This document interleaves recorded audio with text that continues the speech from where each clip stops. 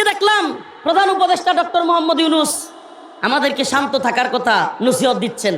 একটু আগে ওনাকে যখন পররাষ্ট্রমন্ত্রী সিঙ্গাপুর থেকে ফোন দিছে যে হাদির অবস্থা সংকটাপন্ন, আসলে রিয়েলিটি হলো এরা জাজ করতে চাচ্ছে যে হাদি নাই। এই খবরটা শুনলে বাংলাদেশের পরিস্থিতি কেমন হবে এটা একটু জাজ করবার চিন্তা করতেছে। এই জন্য আমার মনে হচ্ছে সরাসরি নিউজটা দিচ্ছে না। খবর আসতেছে আমাদের প্রিয় ভাই উসমান হাদি হয়তো আমাদের মাঝ থেকে বিদায় নেয়ার মতো অবস্থায়, হয়তোবা বিদায় নেয়ার খবরটাও লুকানো হচ্ছে কিনা। আমাদেরকে সিঙ্গাপুর থেকে ফোন দিয়ে বাংলাদেশের প্রধান উপদেষ্টাকে একটু আগে জানানো হয়েছে, হয়তো মিডিয়ার মাধ্যমে আপনারা অনেকে জানতে পারতেছেন। একটু আগেই সিঙ্গাপুরের পররাষ্ট্রমন্ত্রী জানিয়েছে। আমি এই কথাগুলো আজকের প্রোগ্রামে বলতাম না, হুজুর দোয়া চেয়েছেন, আমি এই কথাগুলো এই জন্য আপনাদেরকে বলছি যে সিরিয়ালটা উসমান হাদি দিয়েই শেষ না। এটা মনে রাখবেন। আমার ভাই আবেগে অনেক কথাগুলো বলে ফেলছে, রিয়েলিটি খুব খারাপ। আপনারা মোহনগঞ্জের লোক কখন যাবেন আমাকে ফিরাইতে, কখন ইয়া করবেন, কিংবা দেশের মানুষ কখন যাবে, এর আগে আমাদেরকে হয়তো শেষ করে দেওয়া হবে। রিয়েলিটি বাস্তবতা এত গভীরে এদের চক্রান্ত, যারাই কিনা ওভারটেক করতেছে। আপনি বুঝেন, আপনি মনে করবেন যে এত বড় শায়েক আছে, এত বড় আল্লামা, এত বড় দলের পীর, এত বড় দলের আমির, কিংবা এত বড় দলের লিডার, বিশাল বড় নেতা, বিশাল বড় শায়েক, অমুক তমুক, তাদেরকে কিছু করে না, তাই বাচ্চা পোলাবান গুলো কি বড় কিছু হয়ে গেছে গা? ভাই রিয়েলিটি হলো এই দেশের বড় নেতা, বড় লিডার, বড় পীর, বড় শায়েক গুলো চাটুকারিতায় আবার এরাও বড়। আপনাদেরকে আমি বুঝাইতে পারবো না। তাদের লিঙ্ক ঠিক আছে, লিয়াজু ঠিক আছে, বড় নেতৃত্ব দিচ্ছে, বড় আসনে আছে, বড় ক্ষমতায় আছে, লিঙ্ক ঠিক আছে। কি লিঙ্কটা? কি গোলামি। লিঙ্কটা কি? ডিরেক্ট কথা, গোলামি। ইন্ডিয়ার গোলামি, আমেরিকার গোলামি, এক একজন এক এক দেশের গোলামি, এক এক দল এক এক দিকের গোলামি। যেই সমস্ত ছেলেগুলো কারো গোলামি করবে না, কারো কথার তোয়াক্কা করবে না, কাউকে পরোয়া করবে না, এক আল্লাহর জমিন আল্লাহর পক্ষে কথা বলবে, দেশকে ভালোবাসবে, জাতিকে ভালোবাসবে, তারাই টার্গেটে পড়ে যাবে। তো এই জায়গায় আমাদের কথাগুলো একেবারে ক্লিয়ার। আমি আজকে ওলামায়ে কেরাম আছেন সচেতন, আমি মনে করি আপনারা সচেতন, যেহেতু থানা লেভেলের সদরের মানুষ বেশি, আপনারা এতটুকু সচেতনতা আমি আছে বলে মনে করি। আপনাদের খেয়াল থাকবার কথা, 2021 সাল, কত সাল?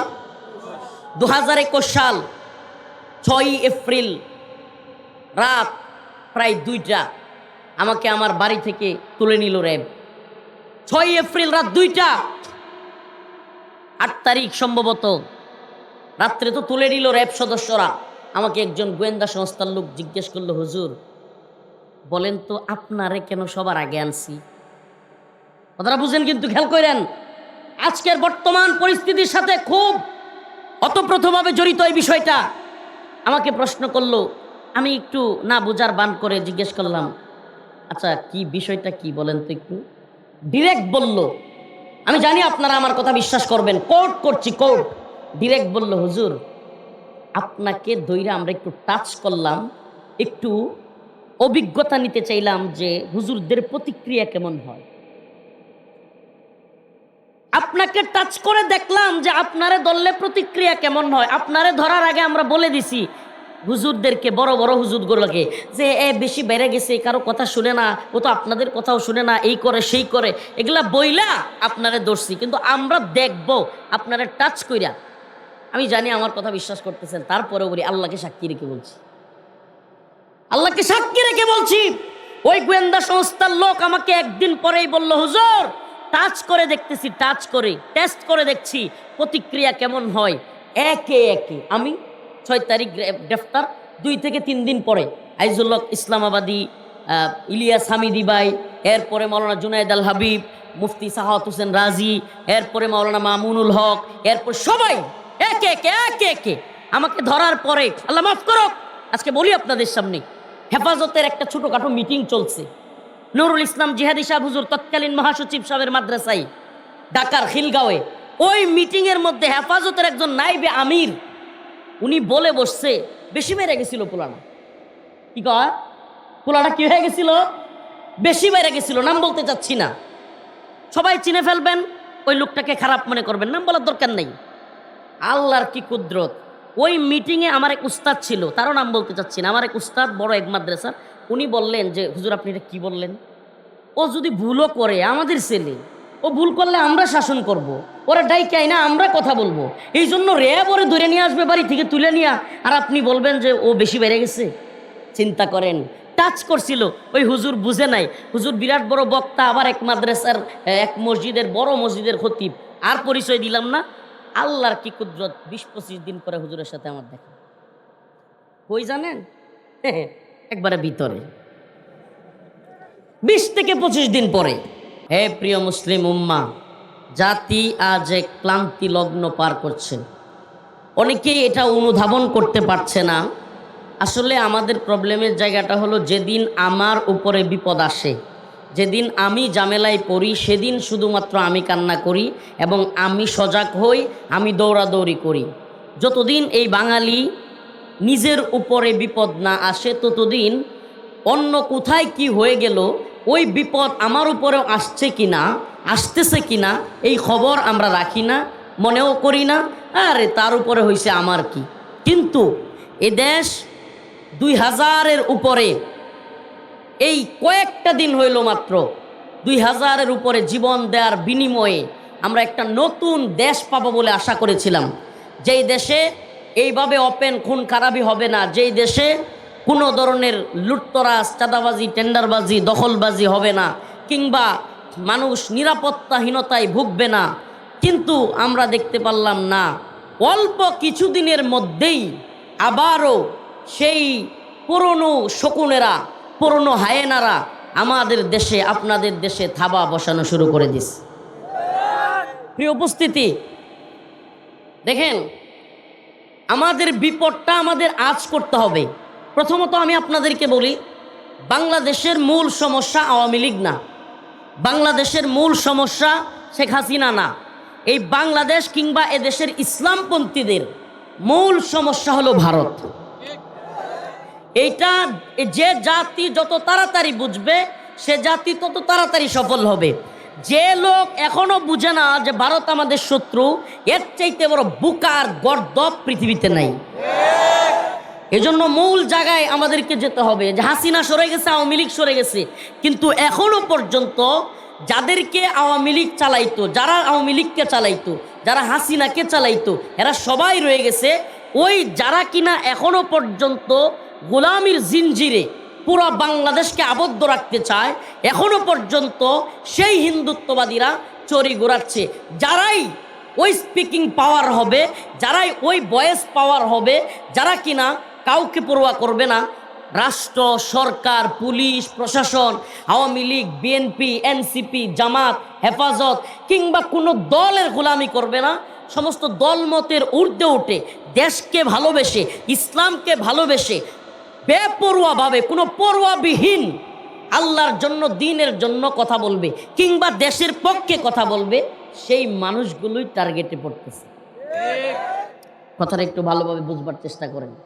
আমি যে আয়াতে কারিমা তিলাওয়াত করেছি সূরাতুল আনফালের 30 নম্বর আয়াত, সংক্ষিপ্ত সময় কথা বলবো, খুব লম্বা সময় দেওয়ার মতো সুযোগ নাই। আয়াত আল্লাহ তাআলা স্মরণ করায় দিচ্ছেন আমার রাসূলকে, সুবহানাল্লাহ। আল্লাহ পাক স্মরণ করায় দিচ্ছেন সূরাতুল আনফাল আয়াত নাম্বার 30।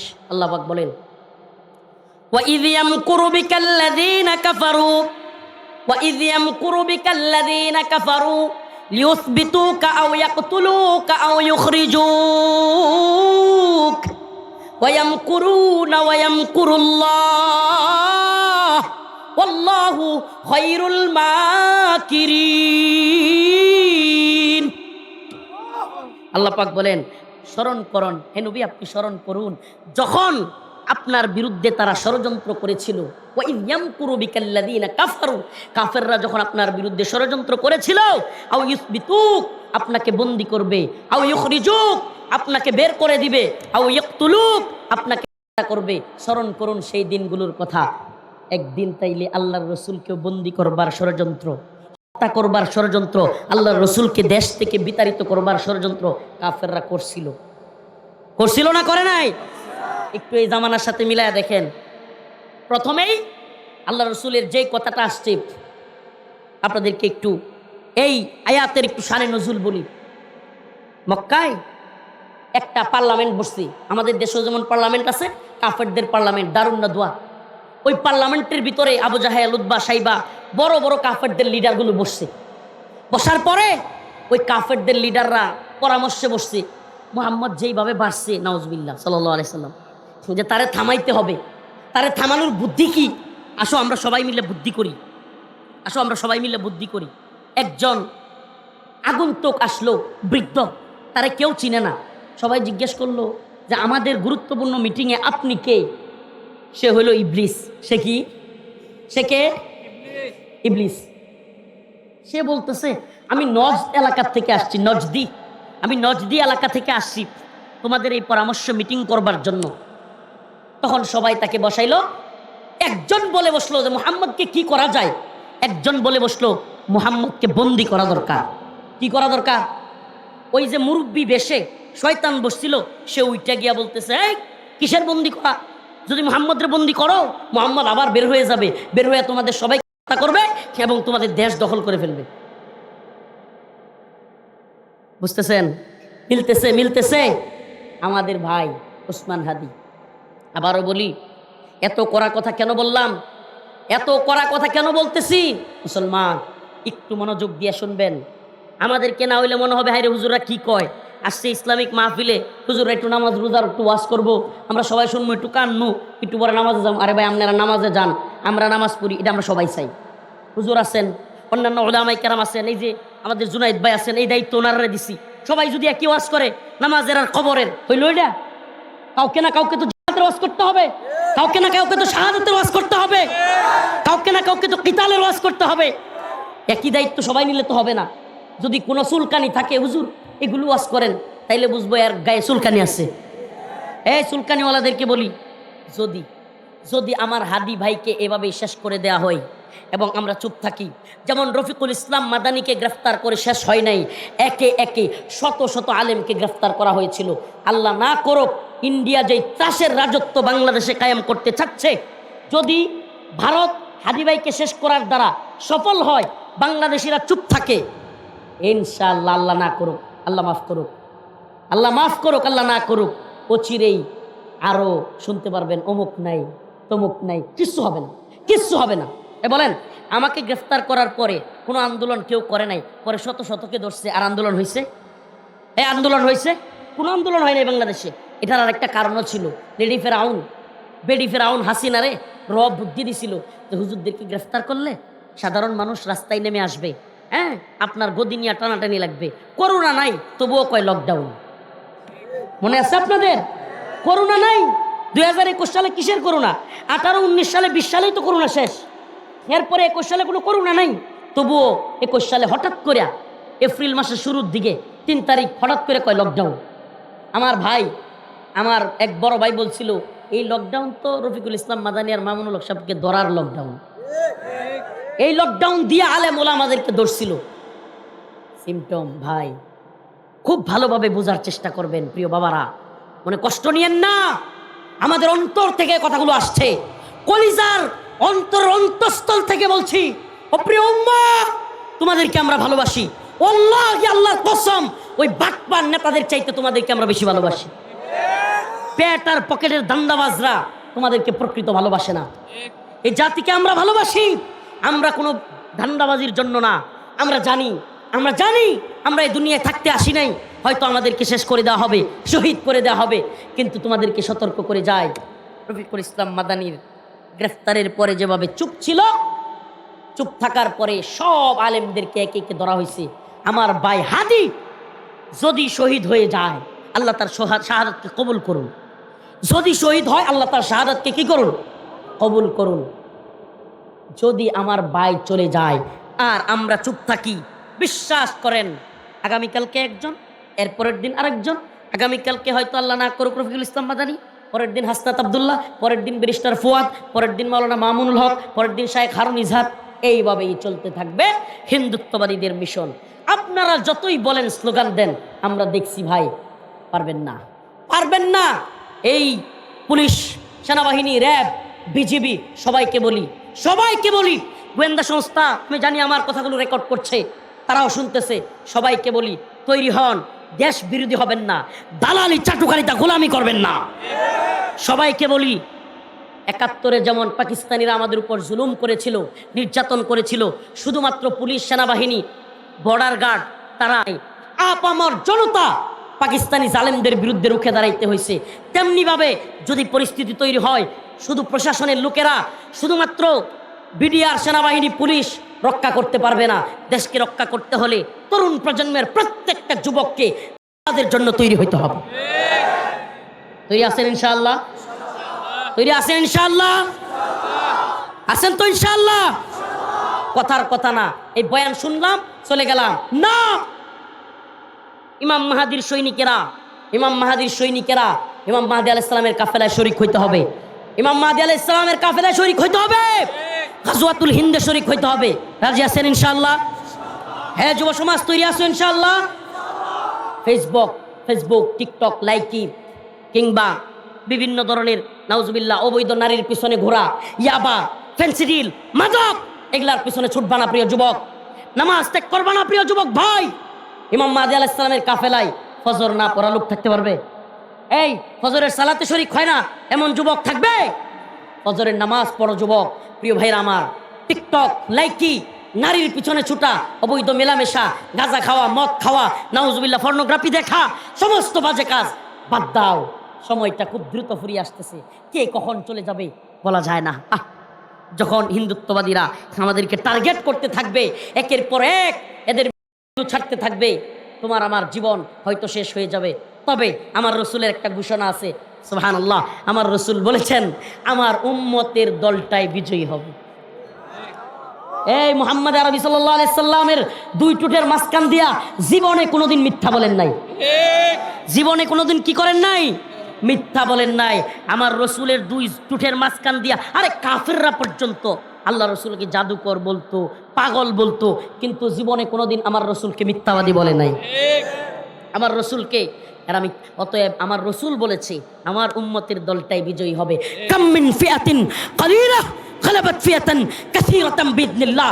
আল্লাহ পাক বলেছেন, যদি আল্লাহর উপর আস্থা এবং বিশ্বাস রেখে, আল্লাহর উপর আস্থা এবং বিশ্বাস রেখে সবরের মাধ্যমে কোনো বাহিনী লড়াই করে, কাম মিন ফিয়াতিন কালিলা গালাবাত ফিয়াতান কাসীরাতান বিইذনিল্লাহ, আল্লাহ পাক বড় বড় দলের বিরুদ্ধে ছোট্ট দলকেও বিজয়ী করবেন। বিজয়ী কারা হবে? মুসলমানরা। বিজয়ী কারা হবে? বলেন কারা হবে? আমরা বিজয়ী হব। ও উম্মতে মুসলিমা, আমরা বিজয়ী হব। ভয় পাইতেছেন নাকি? আমরা বলতে ভয় পাই না, আপনারা শুনতে ভয় পান? শুনতে ভয় পাইতেছেন? অন্তর থেকে জ্বলতেছে। এই জন্য বয়ান আমি জানি না ওয়াজ হইতেছে না কি হইতেছে আমি জানি না, আমার জানারও দরকার নাই। আমার ভাই যদি চলে যায়, ওয়াল্লাহি কথা দিলাম কারো কথা শুনবো না, কারো কথা মানবো না। যদি আমরা শহীদ হয়ে যাই, বেপরোয়া হয়ে শহীদ হয়ে যায়, জেনে রাখবেন শহীদ হয়েছে এই উম্মার জন্য, শহীদ হয়েছে এই দ্বীনের জন্য। কথা দিয়ে গেলাম, সময় বেশি নয়, মুখতাসার। আল্লাহ রসুলকে আল্লাহ পাক যেমন স্মরণ করাইয়া দিয়েছিলেন, আপনাদেরকেও আমরা স্মরণ করাইয়া দিলাম। ওয়া ইয ইয়ামকুরু বিকাল্লাযীনা কাফারু লিয়ুসবিতুক আও ইয়াকতুলুক আও ইউখরিজুক। হে রাসূল, স্মরণ করুন, আপনাকে তারা বন্দী করতে চেয়েছিল ষড়যন্ত্র করে, আপনাকে তারা করতে চেয়েছিল, তারা ষড়যন্ত্র করে, আপনাকে তারা তাদের দেশ থেকে বের করতে চেয়েছিল ষড়যন্ত্র করে। কিন্তু আপনি জেনে রাখুন, ওয়ায়ামকুরুনা ওয়ায়ামকুরুল্লাহ ওয়াল্লাহু খায়রুল মাকিরিন। জেনে রাখুন, এরা ষড়যন্ত্র করতে পারে, কিন্তু আমি আল্লাহ উত্তম পরিকল্পনাকারী।